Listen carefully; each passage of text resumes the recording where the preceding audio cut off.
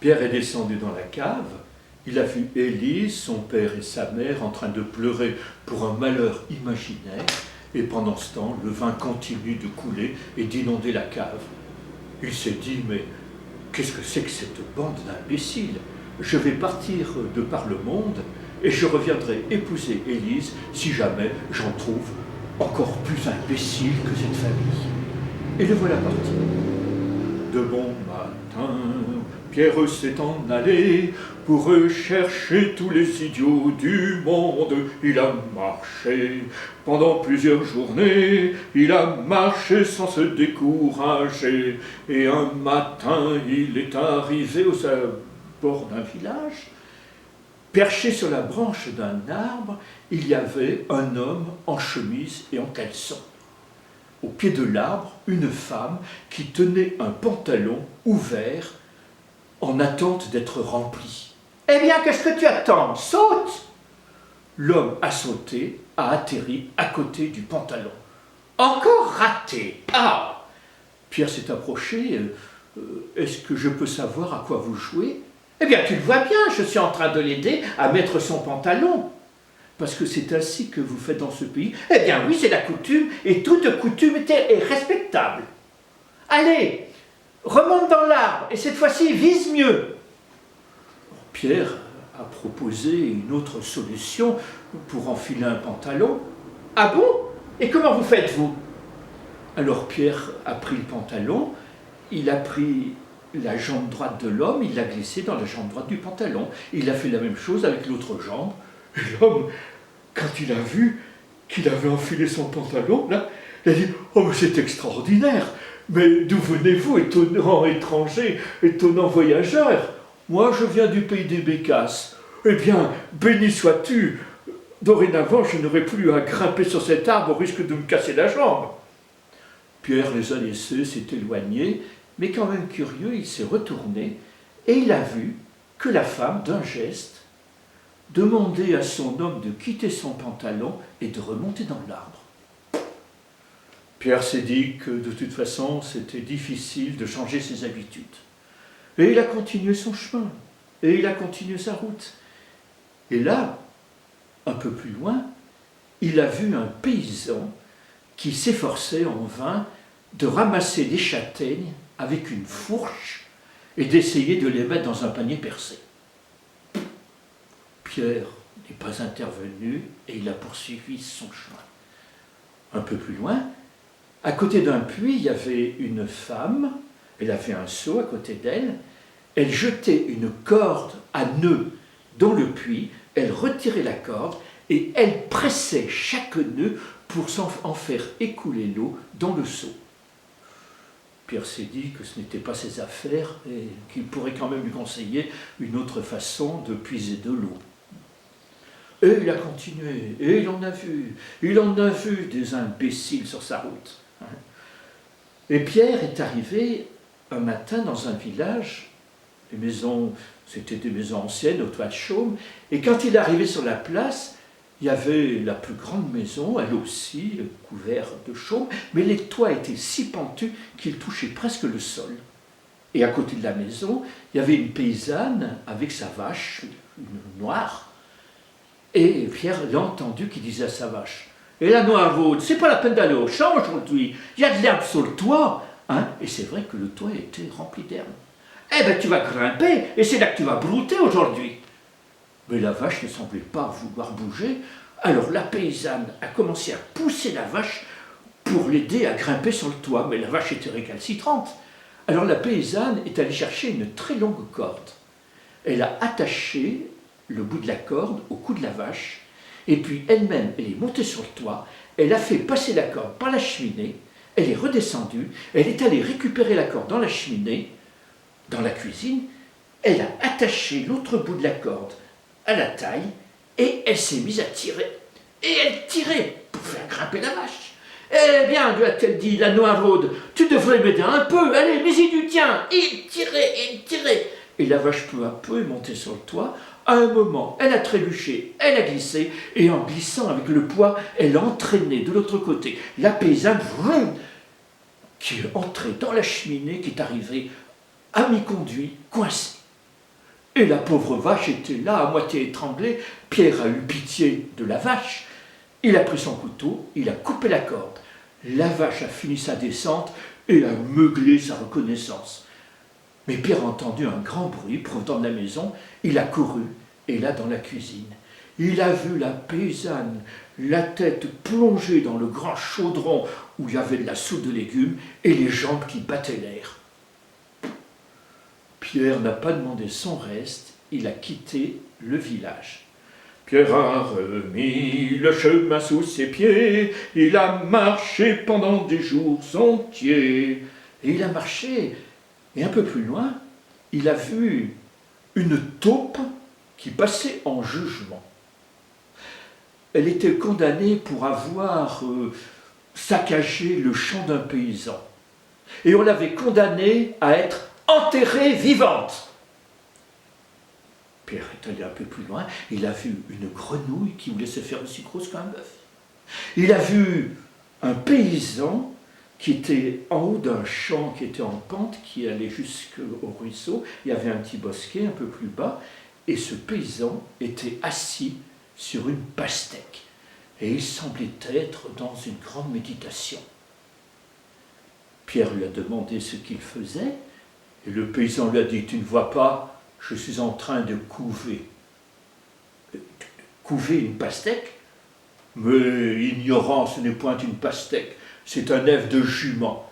Et celui qui me l'a vendu m'a dit que si pendant 7 jours je couvais cet œuf de jument, j'aurais un poulain. Il ne me reste plus que quelques heures.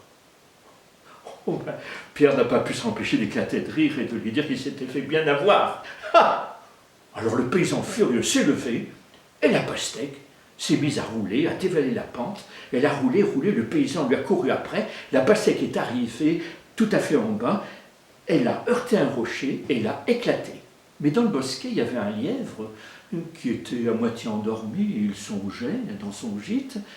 Effrayé, il a bondi et il a filé. Et le paysan, le voyant partir, a cru que c'était le poulain qui venait de naître. Alors il a maudit ce voyageur-là en lui disant « À cause de toi, j'ai perdu mon poulain qui venait juste de naître. » Pierre est parti de toute la vitesse de ses jambes, pas la peine de se mettre à dos ce paysan. Et s'est dit qu'il était peut-être temps pour lui de retourner dans son village, que des idiots il en avait vu. Mais il était assez curieux, et il a encore continué un petit peu son chemin. Il est arrivé un dimanche dans un village où se célébrait un mariage. Et c'était justement le moment où il y avait un cortège qui accompagnait la mariée jusque dans la demeure de son époux. Et tout en marchant, elle chantait la chanson traditionnelle de mariage quand on accompagne la mariée. Trempez la soupe, trempez, la mariée arrive. Trempez la soupe, trempez, la mariée arrive. Et ils sont arrivés devant la maison du marié. Ah, la porte était ouverte, mais tout le monde s'est écrié « Mais la porte est trop basse et la mariée est trop grande.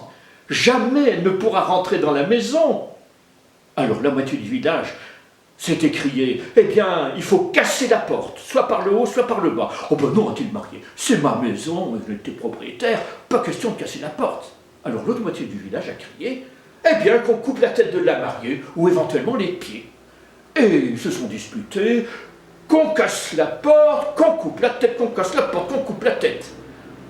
Il y a Pierre qui s'est interposé, qui les a calmés en leur disant « Peut-être que je peux vous trouver une solution si vous me promettez une récompense, tout ce que tu voudras. » Pierre a pris le bouquet de fleurs de la mariée et il l'a jeté dans la maison à travers la porte ouverte. Puis il a dit à la mariée « Eh bien maintenant, vas-y, va chercher ton bouquet. » La mariée s'est penchée, elle a courbé la tête et elle est entrée dans la maison. Et tout le monde a crié « Miracle! Voilà le bouquet !» Et pour Pierre, il a pensé aussi que ça suffisait, que c'était bien le bouquet final. Alors il est rentré à Sainte-Colombe pour se marier avec Élise, en se disant que de toute façon, Élise n'était pas si idiote après tout ce qu'il avait vu. Dans ses fables, La Fontaine aussi, d'une certaine façon, nous parle de la folie des hommes. Il nous parle de leur vanité, de leur ambition, de leur avarice, de leurs illusions. Chacun se trompe ici-bas. On voit courir après l'ombre tant de fous qu'on n'en sait pas la plupart du temps le nombre.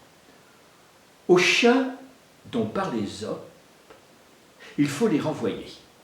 Ce chien, voyant sa proie dans l'eau représentée, la quitta pour l'image et pensa se noyer. La rivière devint tout d'un coup agitée. À toute peine, il regagna le bord et n'eut ni l'ombre ni le corps. À ce chien qui lâche la proie pour l'ombre, j'ai envie de dire de façon un peu vulgaire, quel con! Une grenouille vit un bœuf qui lui sembla de belle taille. Elle, qui n'était pas grosse en tout comme un œuf, envieuse, s'étend et s'enfle et se travaille pour égaler l'animal en grosseur, disant « Regardez bien ma sœur, est-ce assez, dites-moi, ni si je pointe encore ?» Nenni, m'y voici donc. Point du tout, m'y voilà. Vous n'en approchez guère. La chétive pécore s'enfla si bien qu'elle creva. Le monde est plein de gens qui ne sont pas plus sages. Tout bourgeois veut bâtir comme les grands seigneurs. Tout petit prince a des ambassadeurs. Tout marquis veut avoir des pages. À cette grenouille ambitieuse, j'ai envie de dire vulgairement, quelle conne! Une montagne en mal d'enfant jetait une clameur si haute que chacun au bruit accourant crut qu'elle encoucherait sans faute d'une cité plus grosse que Paris. Elle accoucha d'une souris. Quand je songe à cette fable, dont le récit est menteur et le sens est véritable, je me figure un auteur qui dit « Je chanterai la guerre que firent les titans au maître du tonnerre. » C'est promettre beaucoup, mais qu'en sort-il souvent? Du vent. À cette montagne pleine d'elle-même, j'ai envie de dire, de façon vulgaire, quelle conne! L'avarice perd tout, en voulant tout gagner. Je ne veux pour le témoigner que celui dont la poule, à ce que dit la fable, pondait tous les jours un œuf d'or. Il crut que dans son corps, elle avait un trésor. Il la tua, l'ouvrit, et la trouva semblable à celle dont les œufs ne lui rapportaient rien, s'étant lui-même ôté le plus beau de son bien. Belle leçon pour les gens chiches. Pendant ces derniers temps, combien en a-t-on vu qui du soir au matin sont pauvres devenus pour vouloir trop tôt être riches? À cet homme cupide, j'ai envie de dire vulgairement, mais qu'il est con!